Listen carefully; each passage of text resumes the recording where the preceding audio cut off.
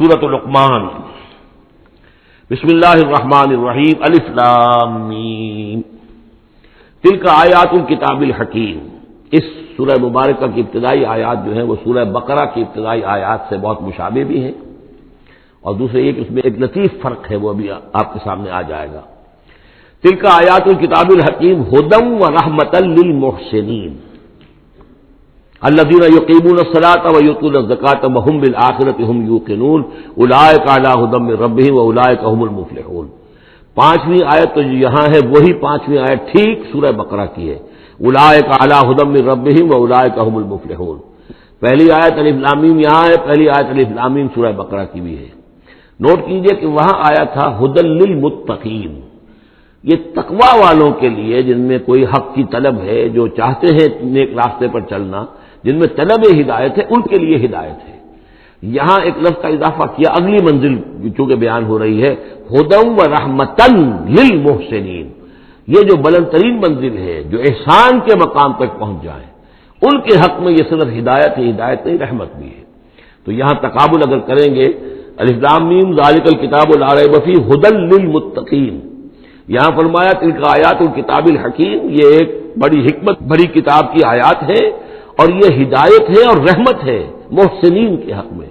اور یہ محسنین جو ہے قرآن کی اصطلاح کے طور پر، جیسا کہ میں بیان کر چکا ہوں سورہ مائدہ میں، کہ یہ پہلا درجہ ہے اسلام، اس سے اوپر ایمان، اس سے اوپر احسان۔ اذا اتقوا وآمنوا وعملوا الصالحات ثم اتقوا وآمنوا ثم اتقوا واحسنوا واللہ یحب المحسنین، ان کے حق میں یہ قرآن رحمت ہے۔ الذین، اب ان کے یہ اوصاف ہیں جو نماز قائم رکھتے ہیں، ویؤتون الزکاۃ، وہاں ہے ومما رزقناہم ینفقون، یہاں باقاعدہ لفظ زکوٰۃ آ گیا، وہ زکوٰۃ دیتے رہتے ہیں، یا یہ کہ اپنے تزکیے کے لیے مسلسل کوشاں رہتے ہیں۔ وہم بالآخرۃ ھم یوقنون، اور آخرت پر ان کا پورا یقین ہے۔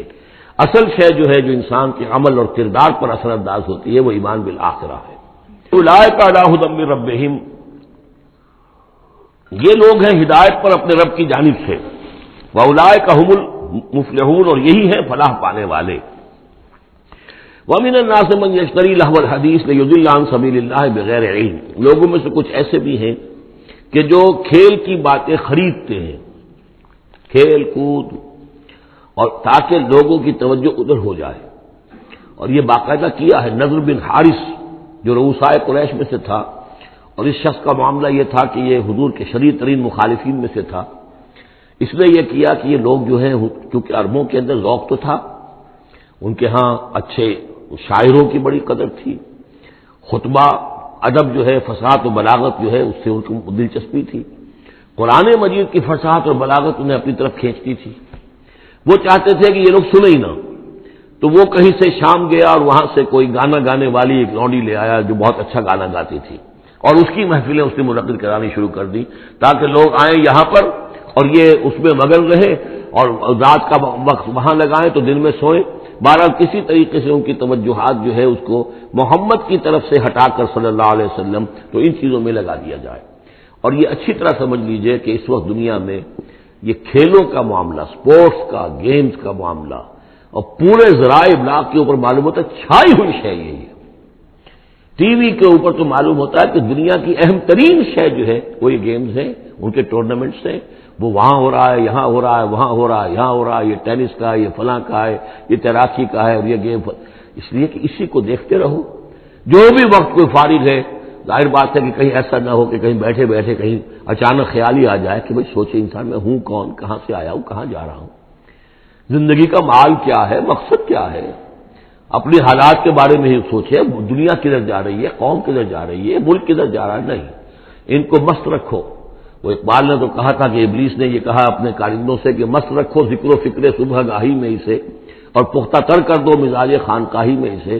اس سے اگلی بات ہے کہ جو آج دنیا کے ابلیسوں نے جو ایجاد کی ہے، تو یہ کھیل کود، اسی طریقے سے یہ ایکٹرز، یہ ڈرامے، اور پھر ان کے ایکٹرز اور ایکٹریسز کی زندگیاں، اور ان کے جو بھی سکینڈلز ہوں، جس طریقے سے کہ ان کو دنیا میں پھیلایا جا رہا ہے تاکہ وہ نوجوان نسل بھی بس ان دلچسپی میں پڑی رہے، تو یہ ہے اصل میں وہ فلسفہ۔ وَمِنَ النَّاسِ مَن يَشْتَرِي لَهْوَ الْحَدِيثِ، کھیل کود کی چیزیں خریدتے ہیں وہ لوگ، لِيُضِلَّ عَن سَبِيلِ اللَّهِ، تاکہ اللہ کے راستے سے گمراہ کریں، بغیر علم، بغیر علم کے۔ وَيَتَّخِذَهَا هُزُوًا، اور اللہ تعالیٰ کا جو معاملہ ہے اس کو یہ ہنسی ٹھٹا بنا دیں. اولئک لہم عذاب مہین، یہ وہ لوگ ہیں کہ جن کے لیے اہانت آمیز عذاب ہے. وَإِذَا تُتْلَىٰ عَلَيْهِ آيَاتُنَا وَلَّىٰ مُسْتَكْبِرًا، اور جب اسے سنائی جاتی ہیں ہماری آیات تو وہ ولّا اپنی پیٹھ موڑ کر چل دیتا ہے، مستکبرن استکبار کرتے ہوئے، کأن لم یسمعھا جیسے کہ اس نے سنی ہی نہیں. کان فی اذنیہ وقرا، گویا کہ اس کے کانوں میں کوئی ثقل ہے، بوجھ ہے، اس نے سنا ہی نہیں کیا محمد نے سنایا ہے. فبشرہ بعذاب علیم، یہ سارا جو ہے یہ اس نضر بن حارث کے لیے یہ آیات نازل ہوئی ہیں. تو اے نبی اس شخص کو دردناک عذاب کا آپ کی بشارت دے دیجیے. ان الذین آمنوا وعملوا الصالحات لہم جنات النعیم، یقیناً وہ لوگ جو ایمان لائے اور جنہوں نے نیک عمل کیے ان کے لیے نعمتوں بھرے باغات ہیں. خالدین فیہا، جس میں وہ ہمیشہ ہمیشہ رہیں گے. وعد اللہ حقا، یہ اللہ کا وعدہ ہے جو سچا ہے، پختہ ہے، اٹل ہے، حتمی ہے، یقینی ہے. وہو العزیز الحکیم، اور وہ زبردست ہے، حکمت والا. خلق السماوات بغیر عمد ترونہا، اس نے آسمان بنا دیے بغیر ستونوں کے جو تمہیں نظر آتے ہوں. وَأَلْقَىٰ فِي الْأَرْضِ رَوَاسِيَ أَن تَمِيدَ بِكُمْ، اور اس نے زمین میں ایسے لنگر ڈال دیے ہیں کہ تمہیں لے کر ایک طرف کو لڑک نہ جائے، جھک نہ جائے. وَبَثَّ فِيهَا مِن كُلِّ دَابَّةٍ، اور اس میں ہر طرح کے جانور جو ہے پھیلا دیے ہیں. وَأَنزَلْنَا مِنَ السَّمَاءِ مَاءً، اور اس نے اتارا ہے آسمان سے پانی. فَأَنبَتْنَا فِيهَا مِن كُلِّ زَوْجٍ كَرِيمٍ، اور اس میں ہر طرح کے جو ہے جوڑے نباتات کے اس نے پیدا کر دیے ہیں، ہر طرح کے. آپ کو معلوم ہے کہ ان کی بھی فیملیز ہوتی ہیں، یہ سٹرس فیملی ہے اور یہ فلاں فیملی ہے. اس طریقے سے اللہ تعالیٰ نے ان کے بھی خاندان بنائے ہوئے. ھذا خلق اللہ فارونی ماذا خلق الذین من دونہ، یہ تو ہے اللہ کی تخلیق. تم بھی مانتے ہو کہ اللہ نے بنایا، پھر ذرا مجھے دکھاؤ کیا چیز بنائی ہے انہوں نے جو اس کے سوا معبود تم نے بنا لیے ہیں. بل الظالمون فی ضلال مبین، ظاہر ہے کہ ایسے ان کے عقیدے میں بھی یہ بات نہیں تھی. یہ دوسری بات ہے کہ وہ متوجہ نہیں ہوتے تھے، جو کچھ کر رہے ہیں اس کا کبھی تجزیہ نہیں کرتے تھے. لیکن یہ ہے کہ یہ ظالم جو ہے یہ کھلی گمراہی میں پڑے ہوئے ہیں. اب جو دوسرا رکوع آ رہا ہے سورہ مبارکہ کا، یہ ہمارے اس منتخب نصاب کا ایک اہم درس ہے. اور یہ منتخب نصاب کا پہلا حصہ ہے جو جامع اسباب، سورۃ العصر، پھر آیت البر، تیسرا سبق یہ ہے. اس لیے کہ اس میں بھی وہ انسان کی نجات کے لیے جو چیزیں لازم ہیں وہ سب کی سب ان کا ایک اسکیلیٹن سمجھیے، اس کا جو ایک خاکہ جو ہے بلو پرنٹ اس کے اندر بھی آ گیا ہے. اور یہ اصل میں ایک ایسے شخص کی مثال ہے جو نہ خود نبی تھے نہ کسی نبی کے پیروکار تھے، لیکن وہی جو بات میں نے بارہا آپ سے عرض کی ہے کہ سلیم الطبع انسان، سلیم الفطرت انسان اور سلیم العقل انسان. فطرت کج نہ ہوئی ہو، پرورٹڈ نہ ہو، اور انسان کی عقل جو ہے اس کے اوپر پردے نہ پڑ گئے ہوں، تو انسان کچھ حقائق تک خود پہنچ جائے گا چاہے کسی نبی کی دعوت اس تک نہ پہنچی ہو. وہ مقام کیا ہے کہ وہ پہچان لے گا کہ اس کائنات کا ایک خالق ہے، وہ اکیلا ہے، وہی اس کا مدبر ہے، وہی چلا رہا ہے، وہ تمام صفات کمال سے بتمام و کمال متصف ہے. پھر یہ کہ اس نے جو ہمیں پیدا کیا ہے تو زندگی صرف یہ زندگی نہیں ہے بلکہ کوئی اور زندگی بھی ہوگی، اس کے پاس لوٹنا بھی ہوگا، ہم اس کی طرف جائیں گے اور پھر ہمیں اپنے اعمال کا محاسبہ وہاں پر فیس کرنا ہوگا اور جزا و سزا ہوگی. یہاں تک انسان پہنچ سکتا ہے. یعنی ایمان ابھی نہ کہ یہ ایمان تو تصدیق کو کہتے ہیں، ایمان کا لفظ تو ہوتا ہے جبکہ نبی کی دعوت کی تصدیق کی جائے تو لفظ ایمان ہے. لیکن یوں سمجھیے کہ معرفت یا حکمت، معرفت اور حکمت کے یہ دو سٹیشنز ایسے ہیں کہ جس تک انسان پہنچ جاتا ہے بغیر وحی کی رہنمائی کے، اگر اس کی فطرت سلیم ہے، اس کی عقل سلیم ہے. اس کے بعد وہ سوال کرتا ہے، یہی میں نے سورہ فاتحہ میں آپ کو بتایا تھا کہ سورہ فاتحہ دعا ہے، لیکن کس شخص کی دعا ہے؟ عام آدمی کی دعا نہیں ہے. وہ ہمیں تلقین تو کی گئی ہے نماز میں، ہم وہی پڑھتے ہیں، لیکن اس میں پیش نظر کیا ہے کہ ایک شخص جو اپنی سلامتی طبع، سلامتی فطرت، سلامتی عقل سے یہاں تک تو پہنچ گیا کہ الحمدللہ رب العالمین الرحمن الرحیم مالک یوم الدین ایاک نعبد، یہاں تک تو وہ پہنچ گیا ہے. اے رب پھر تیری ہی بندگی کرنی چاہیے، تیری ہی مرضی پر چلنا چاہیے، لیکن تیری مرضی کس شے میں ہے یہ ہمیں معلوم نہیں. تو کس چیز سے راضی ہوتا ہے، کس سے ناراض ہوتا ہے یہ ہمیں معلوم نہیں. تیری بندگی کیسے کریں یہ ہمیں معلوم نہیں. تو اس سے آگے پھر ہے وہ جو اہدنا الصراط المستقیم، ایاک نعبد و ایاک نستعین اہدنا الصراط المستقیم. تو ایسی ایک شخصیت تھی حضرت لقمان کی، جہاں تک روایات ہیں ان سے معلوم ہوتا ہے کہ یہ حبشی النسل تھے. نوبیا ایک جگہ ہے کہ جو سوڈان اور یوں سمجھیے کہ مصر کے تقریباً درمیان یا سرحد پر ہے، وہاں یہ رہتے تھے اور کارپینٹر تھے. لیکن یہ کہ اللہ تعالیٰ ذہانت جس کو بھی چاہے دے دے، لیکن ان کے اندر اللہ تعالیٰ نے وہ ذہانت بھی دی تھی، اور وہ سلامتی فکر، سلامتی عقل، سلامتی فطرت، سلامتی قلب، اس کے نتیجے میں وہ اس چیز تک پہنچ گئے تھے، توحید تک. اور اس کے ساتھ ہی یہ ہے کہ اعمال انسان کے جو ہیں وہ ضائع جانے والے نہیں ہیں، ان کا کوئی نہ کوئی بدلہ مل کر رہے گا. باقی یہ کہ جو چیزیں وہی سے معلوم ہوتی ہیں، جنت دوزخ، وہ تو ان کے تذکرہ نہیں ملے گا اس کے اندر، جو چیزیں، اور کسی رسول کا تذکرہ بھی نہیں ملے گا، اس لیے کہ وہ کسی رسول کے امتی ہوتے تو تذکرہ کرتے. یہاں انہوں نے جو اپنی ایک حکیم اور دانا انسان نے اپنے ساری عمر کے سوچ کا جو لب لباب ہے، خلاصہ ہے، حاصل ہے، وہ اپنے بیٹے کو اپنے انتقال کے وقت وصیت کی شکل میں منتقل کیا ہے، اور اس کو اللہ تعالیٰ نے قرآن میں نقل کر دیا. کیونکہ ان کے اقوال کوٹ کیے جاتے تھے، جیسے ہم کوئی تقریر کرتے ہیں تو کبھی علامہ اقبال کا حوالہ دیتے ہیں، ان کا شعر کوٹ کر دیتے ہیں، کبھی کسی اور کا. تو یہ بھی اصل میں عرب میں خطباء اور شعراء جانتے تھے کہ یہ لقمان جو ہے یہ بہت ہی حکیم اور دانا انسان تھے، اور ان کے اقوال جو ہے کوٹ کیے جاتے تھے اشعار میں بھی اور خطبات میں بھی. تو اللہ نے بتایا کہ دیکھو یہ لقمان بھی جو اپنی سلامتی طبع اور سلامتی فکر کی وجہ سے جہاں تک پہنچا، وہ وہی اصول ہے کہ جن کی طرف محمد تمہیں دعوت دے رہے ہیں صلی اللہ علیہ وسلم. وَلَقَدْ آتَيْنَا لُقْمَانَ الْحِكْمَةَ، اور ہم نے لقمان کو دانائی عطا کی. تو دانائی کا نتیجہ کیا تھا؟ انشکر للہ، کہ شکر کرو اللہ کا. دانائی کا تقاضا، فطرت کی سلامتی کا تقاضا کیا ہے؟ جو بھی آپ کے ساتھ بھلائی کرے اس کے لیے ایک احسان مندی کے جذبات آپ میں پیدا ہونے چاہیے. اگر نہیں ہو رہا ہے تو فطرت جو ہے پرورٹڈ ہے، بس ہو گئی، جو بھی بھلائی کرے. اور عقل کا تقاضا کیا ہے کہ اصل جو ہے منعم، اس کو پہچان لیا جائے، اور وہ اللہ ہے. تو نتیجہ کیا نکلے گا؟ وہ سلامتی طبع جمع سلامتی عقل، تو اللہ کو پہچان لیا جائے اور کہا جائے الحمدللہ، جہاں سے قرآن مجید شروع ہوتا ہے. انشکر للہ، کہ شکر کرو اللہ کا. ومن یشکر فانما یشکر لنفسہ، جو کوئی بھی شکر کرتا ہے تو وہ شکر کرتا ہے اپنے ہی بھلے کے لیے، اپنے ہی فائدے کے لیے. ومن کفر فان اللہ غنی حمید، اور جو کفران نعمت کرتا ہے، ناشکری کرتا ہے، تو اللہ تو غنی اور حمید ہے. وَإِذْ قَالَ لُقْمَانُ لِابْنِهِ، اب یہاں سے حضرت لقمان کی وہ نصیحتیں ہیں جو انہوں نے اپنے بیٹے کو کی ہیں، یہاں مذکور نہیں ہے، لیکن مراد یہی ہے کہ انتقال کے وقت. جیسے کہ کوئی شخص دولت مند ہے تو وہ اپنے انتقال کے وقت اپنے بیٹوں کو، یا اگر بیٹا ایک ہی ہے تو اسے بتائے گا کس سے لینا ہے، کس کو دینا ہے، کیا حساب کتاب ہے، کہاں کہاں میرے ایسٹس ہیں. کوئی دفینہ ہے تو بھی بتائے گا کہ میرا وہاں فلاں جگہ پر دولت دفن ہے. ایک حکیم انسان کے پاس اصل شے اس کی ساری عمر کے غور و فکر کا جو حاصل ہے کہ میں نے جو کچھ سوچا ہے، میں نے جو کچھ بھی حاصل کیا ہے اپنی فطرت سلیمہ اور عقل سلیم کی رہنمائی میں، وہ میں تمہیں منتقل کر رہا ہوں. وَإِذْ قَالَ لُقْمَانُ لِابْنِهِ وَهُوَ يَعِظُهُ، یاد کرو جب کہ کہا لقمان نے اپنے بیٹے سے اور وہ اسے نصیحت کر رہے تھے. یا بنی لا تشرک باللہ، نمبر 1 اللہ کے ساتھ شرک مت کیجو. ان الشرک لظلم عظیم، یقیناً شرک بہت بڑا ظلم ہے، بہت بڑا ظلم ہے، سب سے بڑی ناانصافی. عربی زبان میں ظلم کہتے ہیں وضع الشیء فی غیر محلہ، کسی شے کو ہٹا کر اس کے اصل مقام سے ہٹا کر کہیں اور رکھ دینا، یہ ظلم ہے. اللہ خالق ہے تنہا، باقی سب مخلوق ہے. اب آپ نے مخلوق میں سے کسی کو اللہ کے برابر کر دیا، یا اللہ کو کسی اعتبار سے گرا کر مخلوق کی سب میں لا کے کھڑا کر دیا، کہ اس سے بڑی ناانصافی، اس سے بڑا ظلم کوئی نہیں.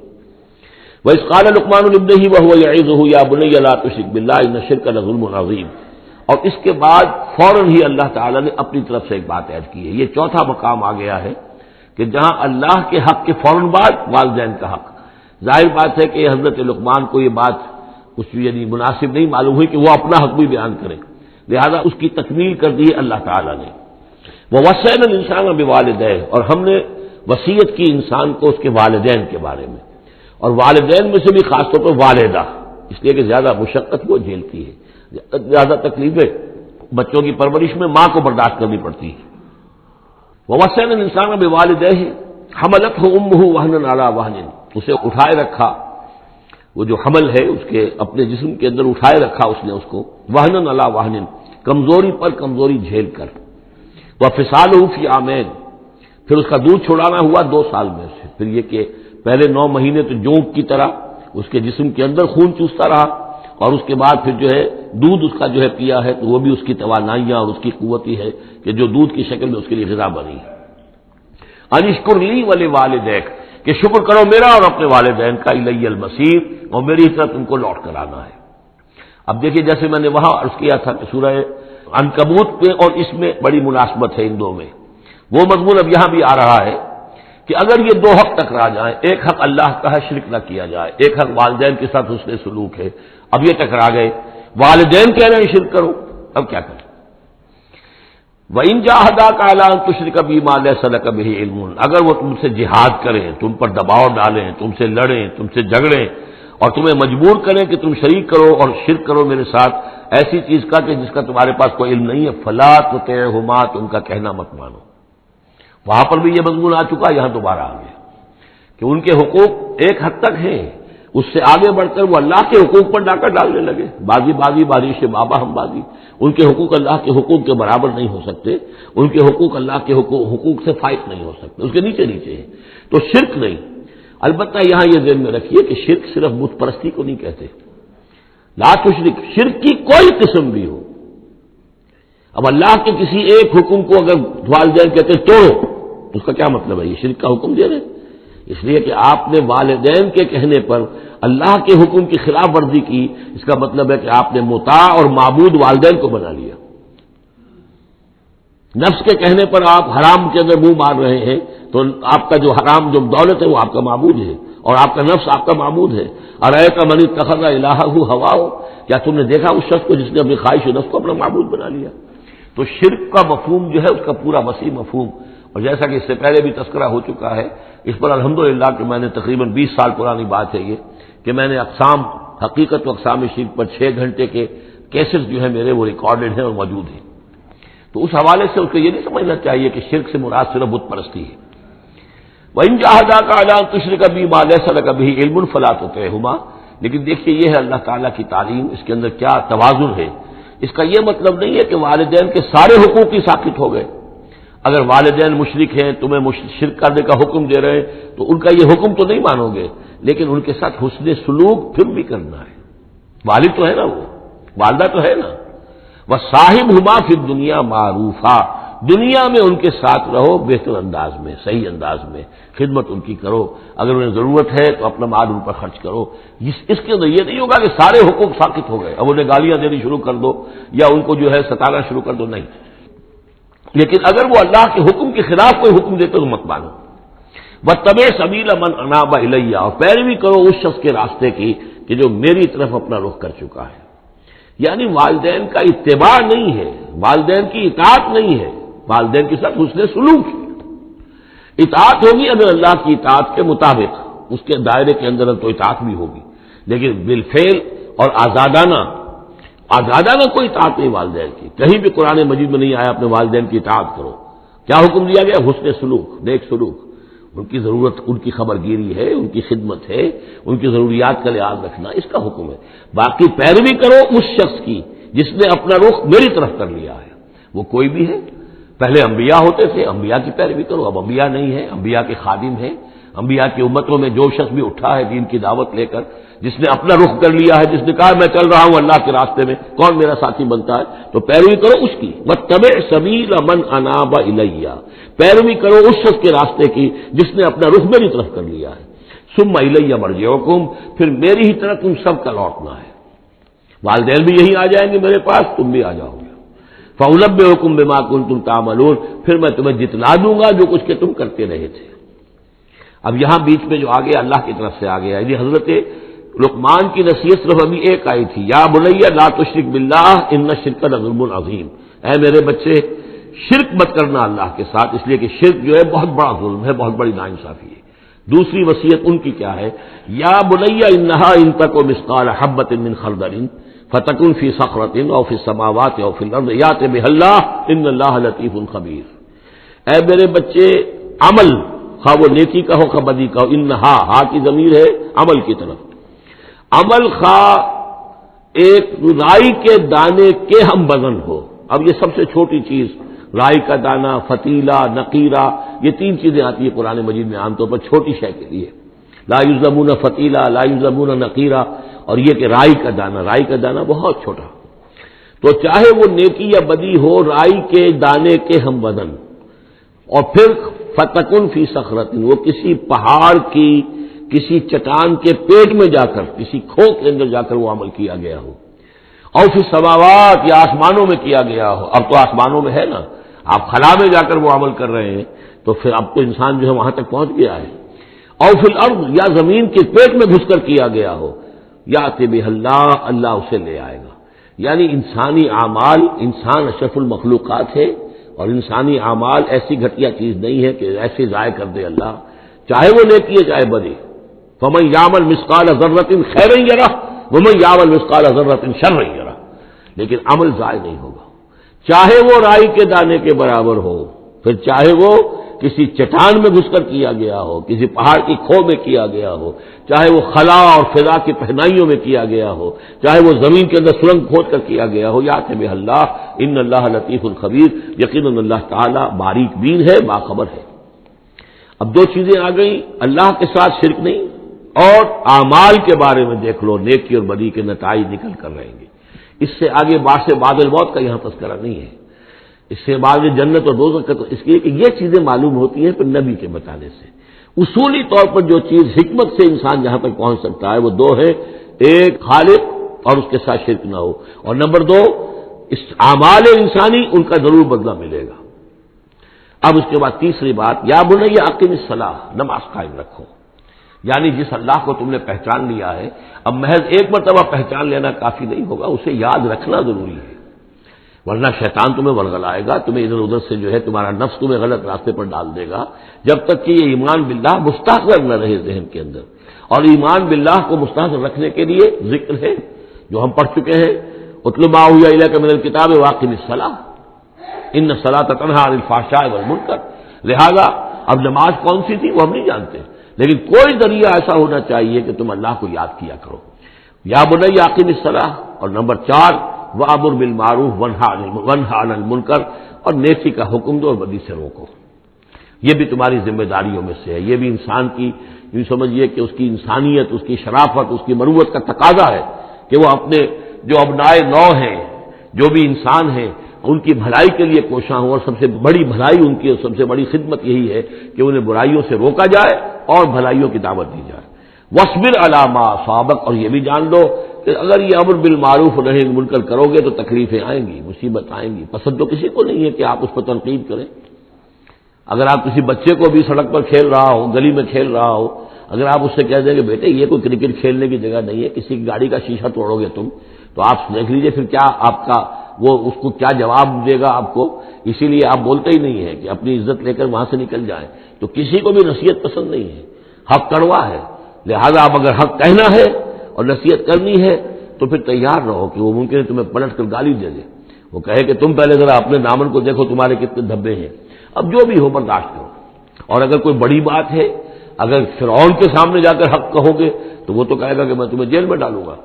تو اس طریقے سے یہ وَاصْبِرْ عَلَىٰ مَا أَصَابَكَ، پھر جو شے بھی تم پر آئے اس پر صبر کرو، إِنَّ ذَلِكَ مِنْ عَزْمِ الْأُمُورِ، یقیناً یہ چیزیں ہیں جو بڑی ہمت کے کاموں میں سے۔ گویا کہ وہ چاروں چیزیں اس میں آ گئی، وَالْعَصْرِ إِنَّ الْإِنسَانَ لَفِي خُسْرٍ إِلَّا الَّذِينَ آمَنُوا وَعَمِلُوا الصَّالِحَاتِ وَتَوَاصَوْا بِالْحَقِّ وَتَوَاصَوْا بِالصَّبْرِ۔ یہاں اصطلاحات علیحدہ ہو گئی، تواصی کے بجائے امر بالمعروف نہی عن المنکر آ گیا، صبر جو کا تو ہے، باقی ایمان اور وہ تمام چیزیں، اعمال صالحہ میں سے نماز آ گئی، والدین کے ساتھ حسن سلوک آ گیا۔ آخری دو آیتیں ہیں وَلَا تُصَعِّرْ خَدَّكَ لِلنَّاسِ، اور دیکھو اپنے گالوں کو پھلا کر مت رکھو لوگوں کے سامنے، یعنی تکبر اور غرور، اس انداز میں رہنا۔ وَلَا تَمْشِ فِي الْأَرْضِ مَرَحًا، اور تم زمین میں اکڑ کر نہ چلو۔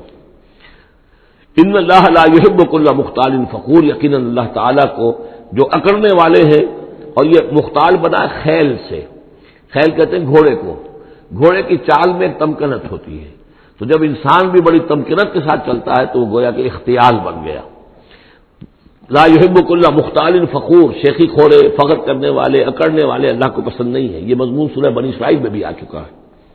وَلَا تَمْشِ فِي الْأَرْضِ مَرَحًا إِنَّكَ لَن تَخْرِقَ الْأَرْضَ وَلَن تَبْلُغَ الْجِبَالَ طُولًا، تم کتنا ہی پاؤں مار کر چلو ہماری زمین کو پھاڑ نہیں سکتے، اور کتنی گردن اکڑا لو، اونچے ہو جاؤ، سینہ تان لو اور اوپر ترا بھی چڑھا لو، لیکن یہ کہ تم پہاڑوں کی اونچائی تک نہیں پہنچ سکتے۔ آخری بات فرمائی وَاقْصِدْ فِي مَشْيِكَ، اپنی چال میں میانہ روی اختیار کرو۔ یہ میانہ روی ہر اعتبار سے، چال میں بھی، خرچ میں بھی، وَالَّذِينَ إِذَا أَنفَقُوا لَمْ يُسْرِفُوا وَلَمْ يَقْتُرُوا وَكَانَ بَيْنَ ذَلِكَ قَوَامًا، یہ ایک میچور شخصیت کا کہ اس کے اندر ہر اعتبار سے معلوم توازن ہو، انتہا پسندی کسی بھی اعتبار سے نہ ہو۔ وَاقْصِدْ فِي مَشْيِكَ وَاغْضُضْ مِنْ صَوْتِكَ، اور اپنی آواز کو پست رکھو، اس کا مطلب کیا ہے کہ کہیں کوئی آرگومنٹ ہے کہ جھگڑا ہو گیا ہے تو آواز کو بلند کرنے کی کوشش نہ کرو، بات اپنی کرو۔ عام طور پر یہ ہوتا ہے کہ جب آدمی دیکھتا ہے کہ میری دلیل تو کمزور پڑ گئی تو پھر وہ اپنی آواز کی والیوم بڑھا کر کوشش کرتا ہے کہ کمپنسیٹ کرے کہ دلیل عقلی اعتبار سے تو کمزور ہے لیکن میری آواز جو ہے وہ اس کے اندر وزن پیدا کر دے۔ ولا وغضض من صوتک، اور دیکھو ان انکر الاصوات لصوت الحمیر، آواز جو گدھے کی ہوتی ہے وہ ڈھیچو ڈھیچو جب کرتا ہے تو بلند تو وہ بہت ہوتی ہے لیکن کس قدر ناپسندیدہ آواز ہے، کتنی ناپسندیدہ آواز ہے۔ تو آواز کی بلندی کوئی حسن نہیں ہے، اصل تو یہ شے ہے کہ آپ جو بات کہیں وہ وزنی ہو، وہ دلیل کے ساتھ ہو اور وہ آپ اپنی بات کو منوا سکیں اس کے حوالے سے۔ تو یہ ہے 8 آیات پر مشتمل جو رکوع ہے، یہ دوسرا رکوع سورہ مبارکہ کا، یہ ہمارے اس منتخب نصاب کا تیسرا سبق ہے۔ الم تروا ان اللہ سخر لكم ما في السماوات وما في الارض واسبغ عليكم نعمه ظاهرة وباطنة ومن الناس من يجادل في الله بغير علم ولا هدى ولا كتاب منير صدق اللہ العظیم۔ کیا تم نے دیکھا نہیں کہ اللہ تعالیٰ نے تمہارے لیے مسخر کر دیا ہے جو کچھ کے آسمانوں میں ہے اور جو کچھ کے زمین میں ہے، یعنی یہ کہ آسمان کے اندر سورج ہے، چاند ہے، یہ سب تمہاری ضرورتیں بہم پہنچانے میں لگے ہوئے ہیں۔ سورج کی تمازت ہے جس سے تمہاری فصلیں پکتی ہیں، اسی سے ہواؤں کا نظام چل رہا ہے، بارشوں کا برسنا، یہ سارا معلوم ہوتا ہے کہ تمہارے لیے یہ سب بستر بچھایا ہے اللہ نے اور ساری تمہاری ضرورتیں پوری کی ہیں۔ واسبغ علیکم نعمہ، اور اس نے تم پر اپنی ساری نعمتیں مکمل کر دی ہیں، پوری کر دی ہیں۔ ظاہرتاً و باطنتاً، یہ نعمتیں ظاہری بھی ہیں باطنی بھی ہیں، جو باہر سے نظر آتی ہیں دکھتی ہیں جن کو ہم استعمال کرتے ہیں، بہت سی نعمتیں وہ جن کا ہمیں احساس ہی نہیں ہے، ہمارے وجود کے اندر کیا کچھ اللہ تعالیٰ نے مدیت کیا ہوا ہے اس کا ہمیں پوری طرح احساس بھی نہیں۔ ومن الناس من یجادل فی اللہ بغیر علم، یہ آیت آ چکی ہے سورہ حج میں۔ لوگوں میں سے کچھ ایسے بھی ہیں جو جھگڑتے ہیں اللہ کے معاملے میں یا اللہ کے بارے میں یا اللہ کے احکام کے بارے میں، اللہ کی آیات کے بارے میں، بغیر اس کے کہ بغیر علم کہ ان کے پاس کوئی علم ہو، ولا ہدن، نہ کوئی رہنمائی اور ہدایت ہے، ولا کتاب منیر، نہ کوئی روشن کتاب ہے۔ وَإِذَا قِيلَ لَهُمُ اتَّبِعُوا مَا أَنزَلَ اللَّهُ قَالُوا بَلْ نَتَّبِعُ مَا وَجَدْنَا عَلَيْهِ آبَاءَنَا، اور جب ان سے کہا جاتا ہے کہ پیروی کرو اس کی جو اللہ نے نازل فرمایا ہے، قرآن اتارا ہے، اس کی پیروی کرو، قالوا، وہ کہتے ہیں، بل نتبع ما وجدنا علیہ آباءنا، بلکہ ہم تو پیروی کریں گے اس کی کہ جس کو پر ہم نے پایا ہے اپنے آباء و اجداد کو۔ اور آج کل خاص طور پر یہ لوک ورثہ اور ہماری پرانی روایات، قومی روایات اور ہماری جو ہیں ہر علاقے کا ایک کلچر ہے، اس کلچر کو زندہ کیا جائے، کروڑ ہر روپیہ ان چیزوں میں صرف کیا جاتا ہے۔ اولو کان الشیطان یدعوہم الی عذاب السعیر، خواہ شیطان ان کو پکار رہا اور بلا رہا ہو، یہ جو باتیں بنا رہے ہیں در حقیقت یہ شیطان کی دعوت اور اس کی تبلیغ ہے در حقیقت جس کو انہوں نے قبول کیا ہے۔ یدعوہم الی عذاب السعیر، اور وہ انہیں بلا رہا ہے اس جہنم کے عذاب کی طرف۔ وَمَن يُسْلِمْ وَجْهَهُ إِلَى اللَّهِ وَهُوَ مُحْسِنٌ، اور جس شخص نے اپنا چہرہ اللہ کے سامنے جھکا دیا، تابع فرمان کر دیا اپنے چہرے کو الی اللہ، اللہ کی جانب، وَهُوَ مُحْسِنٌ، اور وہ احسان کی روش اختیار کرے، فَقَدِ اسْتَمْسَكَ بِالْعُرْوَةِ الْوُثْقَىٰ، تو اس نے تو مضبوط تھام لیا ہے مضبوط کنڈے کو، اس کا ہاتھ پڑ گیا ہے۔ یہ سورہ بقرہ میں بھی یہ الفاظ آئے تھے آیت کی کرسی کے فوراً بعد۔ فَمَن يَكْفُرْ بِالطَّاغُوتِ وَيُؤْمِن بِاللَّهِ فَقَدِ اسْتَمْسَكَ بِالْعُرْوَةِ الْوُثْقَىٰ وَإِلَى اللَّهِ عَاقِبَةُ الْأُمُورِ، اور تمام معاملات کا انجام آخر کار اللہ ہی کے ہاتھ میں ہے، اللہ ہی تک اس کو لوٹا دیا جائے گا۔ وَمَن كَفَرَ فَلَا يَحْزُنكَ كُفْرُهُ، اور اے نبی جو کفر کر رہا ہے تو آپ اس کے کفر اور کفر کے لیے جو وہ بھاگ دوڑ کر رہا ہے اس سے آپ پریشان نہ ہو، دلگیر نہ ہو۔ الینا مرجعہم، میری طرف ان سب کو لوٹنا ہے، فننبئہم بما عملوا، ہم انہیں اچھی طرح بتا دیں گے، جتلا دیں گے جو کچھ کہ انہوں نے کیا تھا۔ ان اللہ علیم بذات الصدور، یقیناً اللہ تعالیٰ تو جو کچھ سینوں میں چھپا ہوا ہے اس سے بھی واقف ہے۔ نمتعہم قلیلا، ہم انہیں ذرا تھوڑی دیر کے لیے ساز و سامان دے رہے ہیں، دنیا کے اندر یہ مزے لے لیں، مزے لوٹ لیں، ثم نضطرہم الی عذاب غلیظ، پھر ہم انہیں کشاں کشاں لے آئیں گے، کھینچ کر پکڑ کر لے آئیں گے اس عذاب کی طرف جو بہت گاڑھا ہے۔ وَلَئِن سَأَلْتَهُم مَّن خَلَقَ السَّمَاوَاتِ وَالْأَرْضَ لَيَقُولُنَّ اللَّهُ، اور اگر آپ ان سے پوچھیں کس نے پیدا کیا آسمان اور زمین تو وہ کہیں گے اللہ نے۔ قُلِ الْحَمْدُ لِلَّهِ، کہیے الحمدللہ، ساری حمد بھی پھر اسی کی ہے۔ بل اکثرهم لا يعلمون، لیکن یہ کہ ان کی اکثریت علم نہیں رکھتی۔ للہ ما فی السماوات والارض، آسمان اور زمین میں جو کچھ ہے وہ اللہ کے لیے ہے، اللہ ہی کا ہے، اللہ کی ملکیت ہے، یہ لام تملیک ہے، اللہ کی ملکیت ہے ہر وہ شے جو بھی کچھ ہے آسمانوں میں اور زمین میں۔ ان اللہ هو الغنی الحمید، یقیناً وہ غنی ہے، اسے کوئی احتیاج نہیں، اور حمید ہے، بڑی خوبیوں والا ہے، اپنی ذات میں ستودہ صفات ہے۔ وَلَوْ أَنَّ مَا فِي الْأَرْضِ مِنْ شَجَرَةٍ أَقْلَامٌ، اور اگر جتنے بھی زمین میں درخت ہیں وہ قلم بن جائیں، والبحر، اور سمندر جو ہے وہ سیاہی بن جائے، جیسے میں یہ مضمون سورہ کہف میں بھی آ چکا ہے۔ قُل لَّوْ كَانَ الْبَحْرُ مِدَادًا لِّكَلِمَاتِ رَبِّي وَلَنَفَدَ الْبَحْرُ قَبْلَ أَن تَنفَدَ كَلِمَاتُ رَبِّي وَلَوْ جِئْنَا بِمِثْلِهِ مَدَدًا، اگر پورا سمندر جو ہے میرے رب کے کلمات کو لکھنے کے لیے سیاہی بن جائے تو وہ سیاہی سمندر ختم ہو جائے گا، لیکن یہ کہ میرے رب کے کلمات ختم نہیں ہوں گے چاہے اتنا ہی سمندر اور لے آیا جائے۔ وہی مضمون یہاں بھی آ رہا ہے، اور یہ بات نوٹ کی ہے، میں نے کئی مرتبہ آپ کو بتائی ہے کہ اہم مضامین قرآن مجید میں کم سے کم دو جگہ ضرور ملتے ہیں۔ ولو، اب وہاں پر صرف سیاہی کا تذکرہ تھا، یہاں سیاہی کے ساتھ قلم۔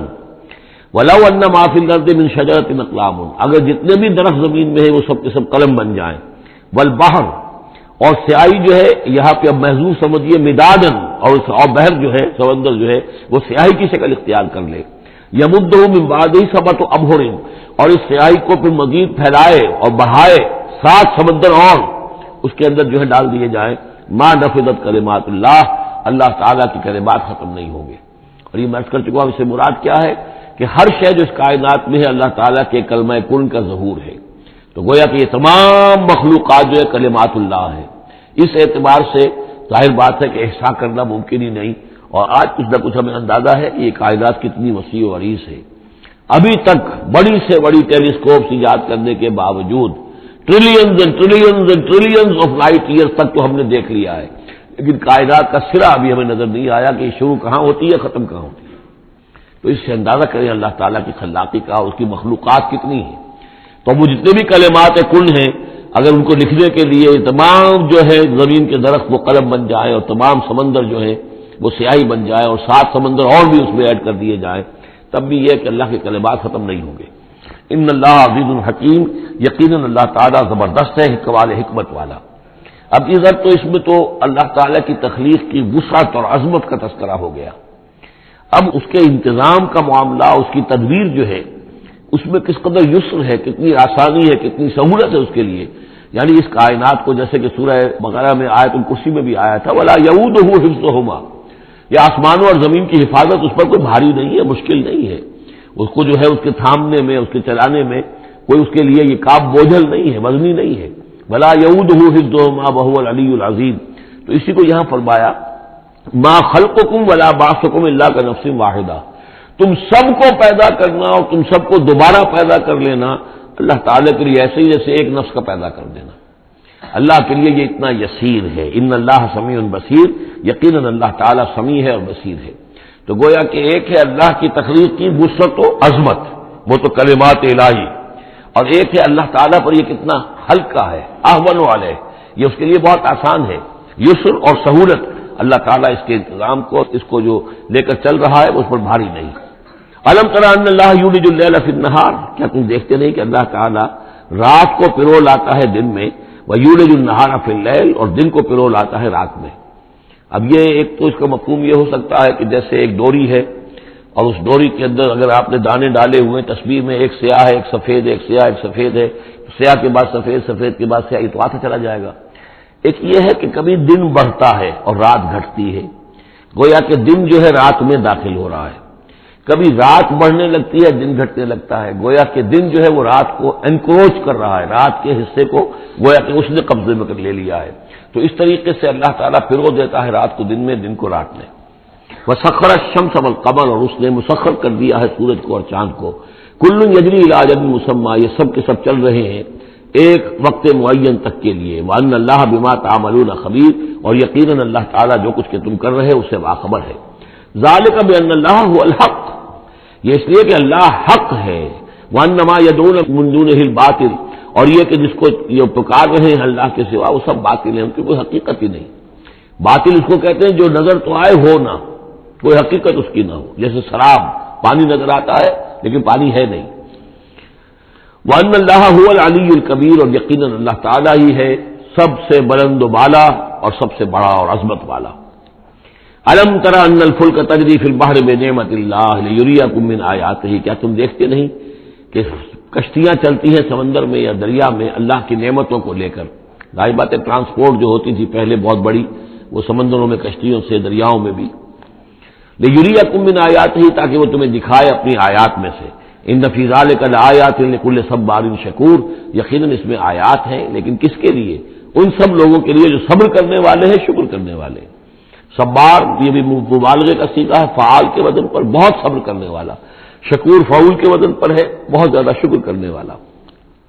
وَإِذَا غَشِيَهُم مَّوْجٌ كَالظُّلَلِ، اور جب یہ کبھی سمندر میں ہوتے ہیں اور ان کے اوپر ایک موج چڑھتی ہے اور ڈھانپ لیتی ہے انہیں جیسے کہ بادل ہوں، ایسی موج آ رہی ہے کہ گویا کہ وہ تمہارے اوپر سے گزر جائے گی۔ دعوا اللہ مخلصین لہ الدین، تو وہ پکارنے لگتے ہیں اللہ کو اسی کے لیے اپنی اطاعت کو خالص کرتے ہوئے۔ فلما نجاہم من البر، اور جب اللہ انہیں نجات دے کر لے آتا ہے خشکی پر، فمنہم مقتصد، تو ان میں سے کچھ وہ لوگ ہیں کہ جو بیچ کی چال پر چلتے ہیں، یعنی یہ کہ اکثر و بیشتر جو ہیں وہ پھر شرک کی راہ اختیار کر لیتے ہیں۔ وما یجحد بآیاتنا الا کل ختار کفور، اور ہماری آیات کا انکار نہیں کرتے مگر وہی جو قول کے جھوٹے ہیں اور ناشکر ہیں۔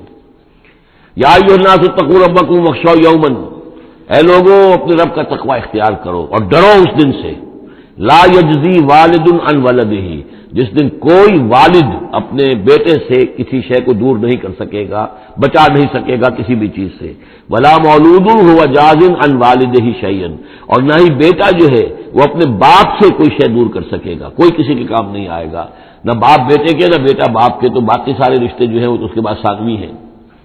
ان وعد اللہ حق، یہاں وہ آیت بھی یاد آ گئی ہوگی آپ کو، یا بنی اسرائیل اذکروا نعمتی التی انعمت علیکم انی فضلتکم علی العالمین واتقوا یوما لا تجزی نفس عن نفس شیئا ولا یقبل منها شفاعۃ ولا یؤخذ منها عدل ولا هم ينصرون۔ یا ایھا الناس اتقوا ربکم واخشوا یوما لا یجزی والد عن ولدہ ولا مولود هو جاز عن والدہ شیئا ان وعد اللہ حق، اللہ کا وعدہ سچا ہے، شدنی ہے، اٹل ہے، ہو کر رہے گا، قیامت آ کر رہے گی، جزا و سزا ہو کر رہے گی۔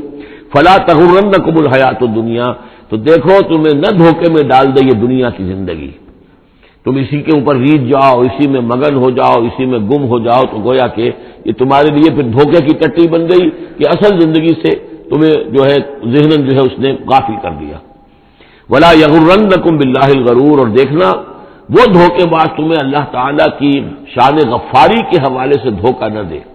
یہ شیطان آ کر یہ بھی کہتا ہے کہ اللہ تو بڑا غفار ہے، تم نے کیا کیا، کچھ چھوٹے سے گناہ تھوڑے سے کیے، اللہ کی مغفرت تو بہت وسیع ہے، خامخواہ کاہے کو گھبراتے ہو، کاہے کو توبہ کرتے ہو۔ تو یہ جو ہے اللہ کی رحیمی، اللہ کی شان غفاری کا حوالے سے دھوکے میں دینا انسان کو۔ ولا یغرنکم باللہ الغرور ان اللہ عندہ علم الساعہ، اللہ ہی ہے کہ جس کے پاس ہے قیامت کا علم کہ قیامت کب آئے گی۔ ساعہ اور قیامہ، اس کے فرق کو ذہن میں رکھیے۔ گھڑی وہ معین گھڑی جبکہ زلزلہ ہوگا اور یہ اجرام سماویہ جو ہیں وہ ایک دوسرے سے ٹکرائیں گے اور پہاڑ جو ہے روئی کے گالوں، یہ ساعہ ہے جس میں کہ ہلاکت ہوگی دنیا کی آخری۔ اور پھر باس بادل موت کے بعد جو دن آنا ہے وہ قیامہ ہے۔ قیام کہتے ہیں کھڑے ہونے کو، اس دن کھڑے ہوں گے لوگ اور حاضر ہوں گے اپنے رب کے حضور میں۔ تو عام طور پر ہم قیامت کا لفظ جب بولتے ہیں تو ساعت کی جگہ پر بولتے ہیں۔ قرآن کی جو پرٹیکولر اپنی ٹرمینالوجی ہے اس میں یہ ساعہ ہے، وہ گھڑی کہ جس میں ہلچل ہوگی اور یہ جو بھی کچھ ہونا ہے جس کا کہ نقشہ کھینچا گیا، القاریہ والقاریہ وما ادراک ما القاریہ، یہ ہے الساعہ۔ لیکن پھر جب بعث بعد الموت کے بعد جب کھڑے ہونا ہے قبروں سے نکل کر اللہ کے حضور میں، تو یہ ہوگا قیامہ، کھڑے ہونے کا دن۔ ان اللہ عندہ علم الساعہ، وہ ساعت کب آئے گی اس کا علم صرف اللہ کے پاس ہے۔ وینزل الغیث، وہی بارش برساتا ہے۔ ویعلم ما فی الارحام، وہ جانتا ہے جو کچھ کے رحموں میں ہے، ماں کے پیٹ میں کیا ہے وہ جانتا ہے۔ وما تدری نفس، اور کوئی جان نہیں جانتی ماذا تکسب غدا، کہ کل وہ کیا کمائی کرے گی۔ وما تدری نفس، اور کوئی جان نہیں جانتی بأی ارض تموت، کہ کس زمین میں اس کی موت واقع ہوگی۔ ایک شخص ہے اپنے ملک سے صرف چند دن کے لیے کہیں باہر گیا، وہیں انتقال ہو گیا، اسے کبھی گمان بھی نہیں ہو سکتا تھا، سال ہر سال سے کہیں مقیم ہے وہاں موت نہیں آئی، اور کہیں گیا ہے اور وہاں موت آ گئی، تو کوئی نہیں جانتا کس زمین میں اس کی موت واقع ہوگی۔ ان اللہ علیم الخبیر، یقیناً اللہ تعالیٰ علیم اور خبیر ہے۔ یہ جو 5 چیزیں یہاں گنوائی گئی ہیں، اس میں آج کا بڑا اشکال ہے، اور لوگ کہتے ہیں کہ یہ آپ پتہ چل جاتا ہے کہ ماں کے رحم میں جو ہے، ماں کے پیٹ میں بیٹا ہے یا بیٹی ہے۔ اس کے 2 اعتبار سے اس کو سمجھ لیجئے۔ اس آیت میں 5 چیزوں کا ذکر ہے۔ پہلی چیز میں حصر کا اسلوب ہے کہ یہ چیز صرف اللہ کو معلوم ہے، اگرچہ یہاں یہ نہیں لکھا ہوا ہے کہ اللہ کے سوا کوئی نہیں جانتا، پھر بھی چونکہ حصر کا اسلوب ہے، ان اللہ عنده علم الساعہ، یقیناً اللہ ہی ہے جس کے پاس ہے قیامت کا علم، ساعت کا علم۔ اس میں بھی گویا کہ نفی ہو گئی کہ کوئی اور نہیں جانتا۔ 2 آخری چیزوں میں بھی نفی ہے، وما تدری نفس ماذا تکسب غدا، کوئی نہیں جانتا کہ کل وہ کیا کمائے گا، اس میں بھی کیٹیگوریکل نفی ہے اس کی۔ وما تدری نفس بأی ارض تموت، یہ بھی پھر کیٹیگوریکل نفی ہے کہ نہیں کوئی جانتا، کوئی جان نہیں جانتی کہ کہاں اس کی موت واقع ہوگی۔ لیکن 2 چیزیں جو ہے کیٹیگوریکل ڈینائل نہیں ہے۔ وَيُنَزِّلُ الْغَيْثَ، اللہ بارش برساتا ہے، یہ کہاں لکھا؟ نہ یہاں اس حصر کا اسلوب ہے، نہ یہ لکھا ہے کہ یہ کام جو ہے صرف اللہ کرتا ہے۔ اسی طرح یعلم ما فی الارحام، اللہ جانتا ہے جو کچھ کے رحموں میں ہے، اب یہ جو نہیں لکھا کہ کوئی اور نہیں جانتا۔ اس اعتبار سے قرآن مجید کے الفاظ جو ہیں ان کے اوپر تو اعتراض وارد ہو ہی نہیں سکتا۔ البتہ اعتراض اگر کچھ وارد ہوتا تو ایک حدیث پر ہوتا ہے۔ حدیث میں یہ آیا ہے کہ حضرت جبرائیل نے جب پوچھا تھا کہ مجھے قیامت کے بارے میں بتائیے، تو اس میں سے ایک روایت میں یہ الفاظ آئے ہیں کہ فی 5 لا یعلمہن الا اللہ، یہ قیامت کا علم جو ہے یہ تو ان 5 چیزوں میں سے ہے جنہیں اللہ کے سوا کوئی نہیں جانتا، اور وہاں حضور نے یہ ساری چیزیں گنوائی ہیں۔ اس کا جواب وہ یہ ہے کہ رحم میں کیا ہے اس کا صرف ایک پہلو ہمیں معلوم ہوا ہے کہ وہ بیٹا یا بیٹی ہے، باقی جو کچھ ہے اس کے نہ معلوم کتنے پہلو ہیں، کتنا ذہین ہے، کس قدر فطین ہے، اس کے اندر کیا اوصاف ہے، اس میں کیا صلاحیتیں ہیں، شقی ہے یا سعید ہے، نیکوکار ہوگا بدکار ہوگا، کیا پتہ ہے، یا ہوگا یا ہوگی۔ تو اس سے یہ کہ اس کی جو حدیث کا بھی معاملہ ہے اس کی بھی جو ہے اس کی توضیح موجود ہے، اس پہ کسی گھبرانے کی ضرورت نہیں ہے۔ ان اللہ علیم الخبیر، یقینا اللہ تعالی علیم اور خبیر ہے۔ بارک اللہ لی و لکم فی القرآن العظیم ونفعنی وإیاکم بالآیات والذکر الحکیم۔